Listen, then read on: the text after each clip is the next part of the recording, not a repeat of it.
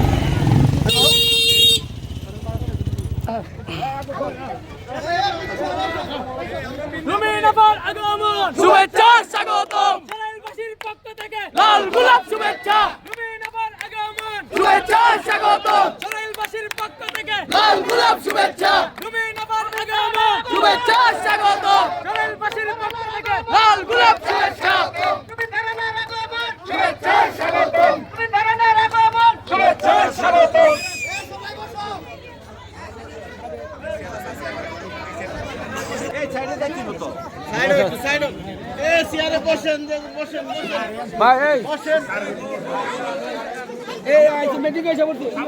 রবীন্দ্রনাথের আগমন শুভেচ্ছার স্বাগতম শুভেচ্ছার স্বাগতম রবীন্দ্রনাথের ভয় নাই রাজপথ ছাড়ি নাই সরাইলের মাঠে রবীন্দ্রনাথের ঘাটে রবীন্দ্রনাথের ঘাটে সরাইলের মাঠে রবীন্দ্রনাথের ভয় নাই রাজপথ ছাড়ি নাই রাজপথ ছাড়ি নাই রবীন্দ্রনাথের ভয় নাই সরাইলের মাঠে রবীন্দ্রনাথের ঘাটে রবীন্দ্রনাথের ঘাটে সরাইলের মাঠে أعوذ بالله من الشيطان الرجيم بسم الله الرحمن الرحيم উপস্থিত ঠাকুর বাড়ির মুরব্বী অত্র এলাকার সাবেক ভাইস চেয়ারম্যান জনাব আব্দুল সুবহান ঠাকুর জজ ভাই আপনাকে ধন্যবাদ। উপস্থিত সাবেক সংসদ সদস্য বাগিনী কন্যা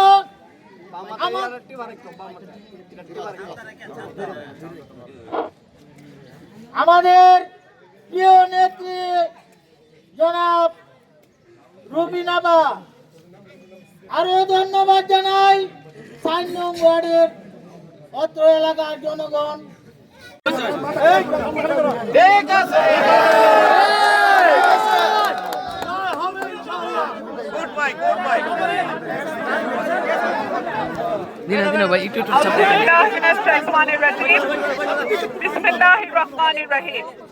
সম্মানিত সভাপতি এবং আমার প্রাণপ্রিয় সরাইল 4 নম্বর ওয়ার্ডের ভোটার, আমার ভাই, চাচা এবং আমার প্রিয় বোনেরা, আসসালামু আলাইকুম।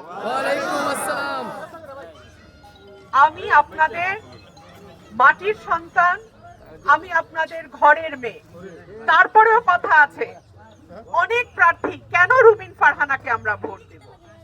আজকে আমি আপনাদের সামনে সেই কথাগুলোই বলতে এসেছি, যেই কথাগুলো আপনারা চিন্তা করবেন এবং যদি মনে করেন এই কথাগুলো আপনাদের নিজেদের পরিবারের এলাকার উন্নয়নের জন্য প্রয়োজন, তাহলে আপনারা আমাকে একটা ভোট দিবেন। প্রিয় ভাইরা আমার, আজকে সরাইলের মাটি থেকে, সরাইল সদর ইউনিয়নের মাটি থেকে আমি আমার একটা পরিকল্পনা প্রথমবারের মতন ঘোষণা করছি।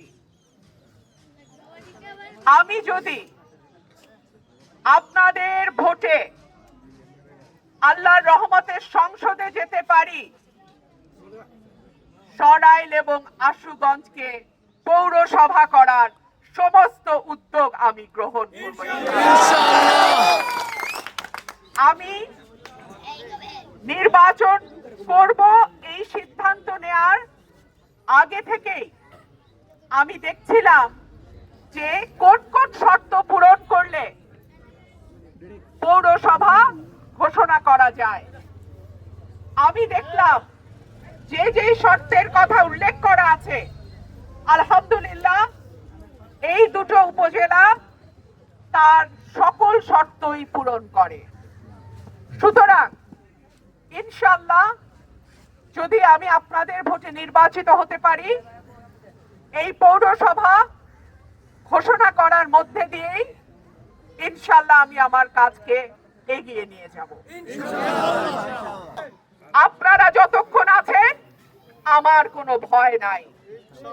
আপনারা যতক্ষণ আছেন পৃথিবীর কোন শক্তি ইনশাআল্লাহ আল্লাহর উপর ভরসা করে বলি আমাকে থামাতে পরাজিত করতে পারবে না। আপনারা 12 তারিখ পর্যন্ত আমার যেই ভোটের আমানত সেটাকে হেফাজত করেন। আগামী 5 বছর আপনার পরিবারের এলাকার আসনের দায়িত্ব আমি নিচ্ছি। ধন্যবাদ সবাইকে। আসসালামু আলাইকুম। ইনশাআল্লাহ দ্রুত আপনাদের সঙ্গে আমার আবারও দেখা হবে। ধন্যবাদ আমাকে।